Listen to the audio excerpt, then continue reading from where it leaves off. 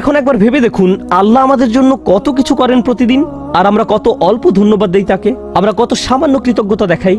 তারপর আমাদের যখন আবারও কিছু দরকার হয়, প্রয়োজনটা আমরা এমনকি মুখ ফুটে চাইও না। আমার ফুসফুসের প্রতি নিঃশ্বাসে বাতাসের দরকার হয়, এমনকি আমি যখন আল্লাহর অবাধ্যতা করছি তখনও বাতাসের দরকার হয়, ঠিক কিনা?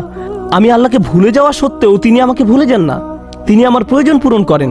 আমার ফুসফুস তার কাছে চায়, আমার হার্ট আরেকটা পাম্পের জন্য তার কাছে চায়, আমার চোখ আর্দ্র থাকার জন্য তার কাছে চায় যেন সে দেখতে পারে।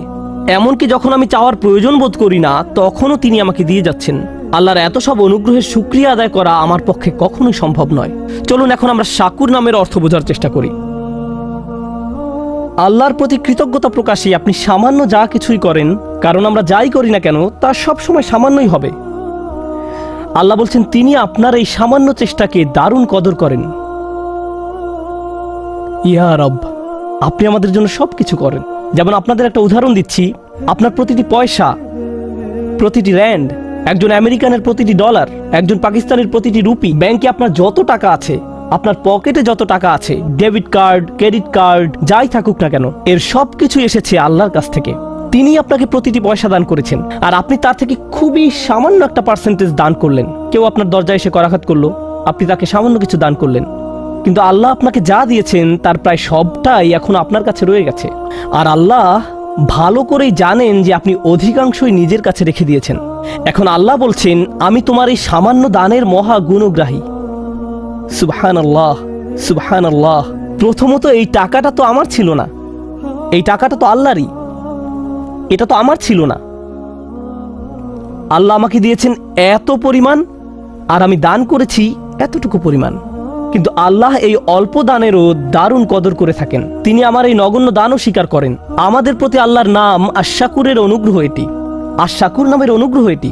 আর শাকুর নামটি আরো দুইটি নামের সাথে যৌথভাবে এসেছে, গফুরুন শাকুর এবং শাকুরুন হালিম। আমার কাছে এই ব্যাপারটা অসাধারণ চমকপ্রদ লেগেছে। গফুরুন শাকুর মানে আমরা যখন নামাজ পড়ি, আল্লাহ আমাদের নামাজ পড়া পছন্দ করেন। আর আমাদের নামাজে কত শত ভুল থাকে। নামাজে কত মানুষ দুনিয়াবী বিষয় নিয়ে চিন্তা করে, কত মানুষ চিন্তা করে তারাবি কি 14 নাকি 15 রাকাত হলো, কতজন মানুষের রুকু সিজদা নিখুঁত হয় এবং অন্তর আল্লাহর দিকে ঝুঁকে থাকে, কতজন মানুষ এটা অর্জন করতে পারে। এত সব ভুল থাকা সত্ত্বেও আল্লাহ কি করেন? মনে করুন নামাজ যদি একটি বিল্ডিং নির্মাণ করার মতো হয়, আপনি আল্লাহকে দিয়েছেন কয়েকটি ভাঙা ইট মাত্র। আল্লাহ কি করেন? আল্লাহ আপনার এই সামান্য ভাঙা ইটের টুকরাগুলো নিয়ে আপনার জন্য বিশাল এক দালান তৈরি করে দেন। তারপর তিনি কি করেন? গাফুর নামের দয়ায় এটাকে পূর্ণ এক দালানে পরিণত করার পর তিনি কি করেন? তিনি আপনার এই নামাজ পড়াকে সমাদর করেন, এই সুন্দর বিল্ডিং এর সমাদর করেন যেটা আপনি নির্মাণ করেননি। এভাবেই আল্লাহ আমাদের জন্য গাফুরুন শাকুর। অর্থাৎ এমনকি আমাদের সওয়াবের কাজেও ত্রুটি রয়েছে, খুঁত রয়েছে। প্রথমে আল্লাহ স্বয়ং ওই ত্রুটি বিচ্যুতিগুলো দূর করে দিবেন, তারপর আমাদের এই ত্রুটিপূর্ণ ভঙ্গুর প্রচেষ্টাগুলোর জন্য আমাদের প্রশংসা করেন। ইবাদত সঠিকভাবে পালন করতে ব্যর্থ হওয়ায় আমি যে দুঃখজনক অজুহাতগুলো দেখাই তা তিনি ঢেকে দেন। তারপর তিনি আমার এই প্রচেষ্টাকে অ্যাপ্রিসিয়েট করেন। ইনি আল্লাহু গফুরুন শাকুর। এটা আল্লাহ ছাড়া আর কেউ করতে পারে না। যদি আপনার বসের কোনো কাজ কোনো রকমে করে দেন, মামুলিভাবে করে দেন, তিনি আপনাকে অমুক একটা প্রজেক্ট করতে দিয়েছেন, 30 পৃষ্ঠার রিপোর্ট তৈরি করতে বলেছিলেন, আপনি মাত্র 2 পৃষ্ঠা লিখে বসের হাতে তুলে দিলেন, তারপর বললেন আপনার খুশি হওয়া উচিত, আমি তো 2 পৃষ্ঠা লিখেছি। কি হবে ভাবতে পারছেন? মানুষের পক্ষে কোনোদিন আল্লাহর মতো গাফুরুন শাকুর হওয়া সম্ভব নয়। যদি প্রত্যাশার চেয়ে কম করেন, তাহলে যার জন্য কাজটি করেছেন তিনি আপনার প্রতি ক্রোধান্বিত হয়ে পড়বেন। কিন্তু আল্লাহ বলছেন তুমি তো অন্তত চেষ্টা করেছো, আমি তোমার ত্রুটিগুলো ঢেকে দিচ্ছি। আন ইয়াজিদাহুম মিন ফাদলিহি, তিনি যে শুধু আপনার ত্রুটিগুলো ঢেকে দেন তাই নয়, তিনি ভালো কাজের এত সমাদর করেন যে তদুপরি তিনি আপনাকে পুরস্কৃত করেন। ইয়াজিদাহুম মিন ফাদলিহি। সবশেষে মানুষ যখন জান্নাতে গিয়ে উপনীত হবে, তারা আল্লাহকে স্মরণ করবে। কিন্তু কিভাবে তারা আল্লাহকে স্মরণ করবে? মনোযোগ দিয়ে শুনুন। তারা আল্লাহর প্রতি কৃতজ্ঞতা প্রকাশ করবে তাদের দুঃখগুলো দূর করে দেওয়ার জন্য। তারা বলবে আল্লাহ তার নাম পূর্ণ করেছেন। কোন নাম? আল্লাহ আমাদের সবগুলো ত্রুটি ঢেকে দিয়েছেন, আর তিনি আমাদের প্রচেষ্টাগুলোর সমাদর করেছেন, এবং আমরা যা করেছি তার চেয়েও অনেক বেশি দিয়েছেন। তিনি বলেছিলেন এমনটি তিনি করবেন। আর শুধু এই কারণেই আজকে আমরা জান্নাতে, কারণ আমাদের কাজগুলো যথেষ্ট নয়, আমাদের প্রচেষ্টাগুলো যথেষ্ট নয়। তো মানুষ জান্নাতে প্রবেশ করার পর ব্যাপারটা আরো ভালোভাবে বুঝতে পারবে। শাকুরের সাথে সম্বন্ধযুক্ত আল্লাহর আরেকটি নাম হলো হালিম। এটাও আল্লাহর খুবই শক্তিশালী একটি নাম। হালিম এর অনেকগুলো অর্থ রয়েছে, একটি অর্থ তুলে ধরব। হালিম বলতে বোঝায় এমন কাউকে, আপনি যখন ভুল করেন, কয়েক মিনিট আগে আমি বলেছিলাম আমাদের ভালো কাজ জান্নাতে যাওয়ার জন্য যথেষ্ট নয়। আমরা এখন সেটা সম্পর্কে কথা বলছি না। আমরা এখন কথা বলছি আমার আর আপনার ভুল কিছু করা সম্পর্কে, কোনো পাপ করা সম্পর্কে, খারাপ কিছু করা সম্পর্কে। দুনিয়ার এই জীবনে আপনি যখন খারাপ কিছু করেন, কোনো পাপ কাজ করেন, যখন মিথ্যা বলেন, প্রতারণা করেন, যখন কাউকে কষ্ট দেন, অপমান করেন, এই জীবনে যখন এমন ধরনের কিছু করেন, তখন এত সব কিছুর পর তাদের জন্য আপনাকে ভালোবাসা কঠিন হয়ে পড়ে, খুবই কঠিন।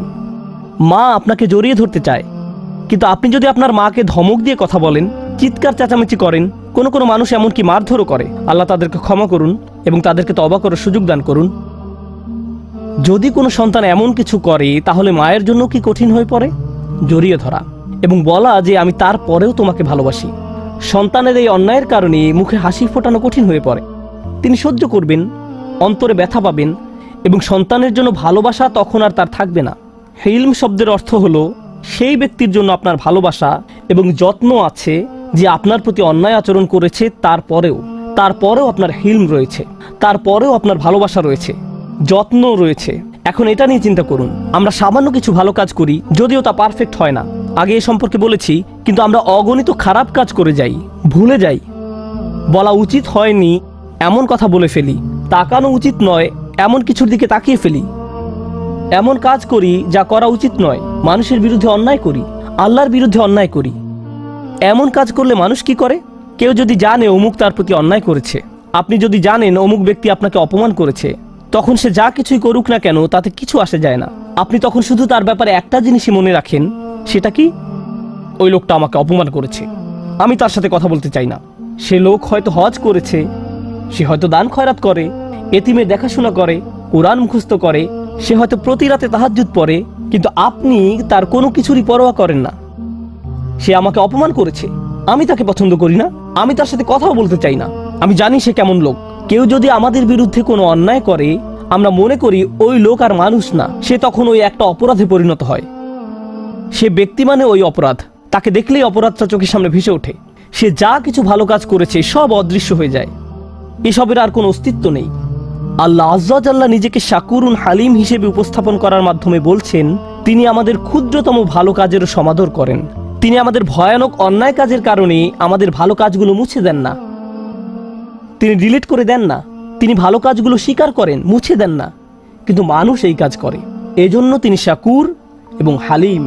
পাপ করা সত্ত্বেও তিনি আমাদেরকে ভালোবাসেন, তবু তিনি তাদেরকে ভালোবাসেন এবং তাদের ভালো কাজের সমাদর করেন, তাদের ভুল কাজগুলো সত্ত্বেও।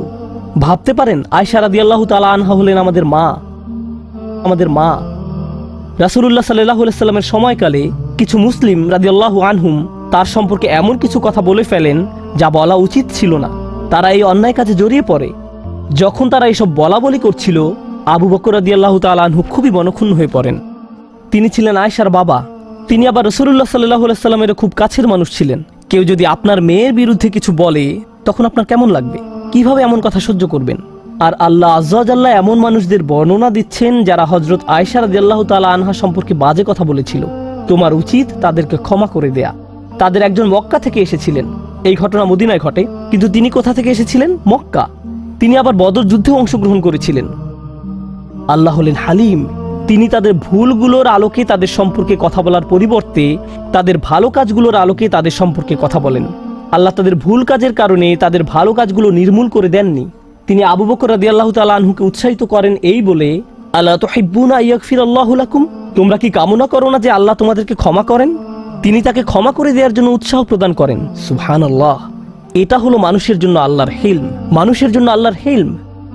আমাদের হিলমের অভাব রয়েছে, কিন্তু আল্লাহর কাছ থেকে আমাদের নিজেদের জন্য আমাদের এটা দরকার। ভাবতে পারেন, আমরা অন্যদের সাথে যেমন আচরণ করি, আল্লাহ যদি আমাদের সাথে তেমন আচরণ করতেন। কেউ খারাপ কিছু করলে আমরা তার অন্য কোনো ভালো কাজের মূল্য প্রদান করি না। শেষ যে ব্যাপারটি নিয়ে আমি কথা বলতে চাই তা হলো, আল্লাহ কোনো কাজের মূল্য দেওয়ার ক্ষেত্রে কতটা সূক্ষ্মতম। ওয়ালা ইয়াতাউনা মাউতিআন। আল্লাহ বলেন, একজন বিশ্বাসী যখন ভালো কাজ করে, তার প্রতিটি পদক্ষেপের বিনিময়ে তার জন্য সওয়াব লেখা হয়। আমরা এখানে নামাজ পড়তে এসেছি, আমরা আল্লাহর কাছে দোয়া করি তিনি যেন আমাদের নামাজের জন্য আমাদের পুরস্কৃত করেন, কিন্তু আমরা জানি না যে নামাজে আসার জন্য আমরা যখন গাড়ির ইঞ্জিন স্টার্ট নিচ্ছিলাম আল্লাহ আমাদের জন্য সওয়াব লিখছিলেন। আমরা যখন গাড়ি চালাচ্ছিলাম তখনও তিনি সওয়াব লিখছিলেন। চাকার প্রতিটি ঘূর্ণয়নের বিনিময়ে আল্লাহ সওয়াব লিখছিলেন। ডিজেল এবং গ্যাসোলিন কেনার জন্য আমরা যত টাকা খরচ করেছি তার জন্য আল্লাহ সওয়াব লিখছিলেন।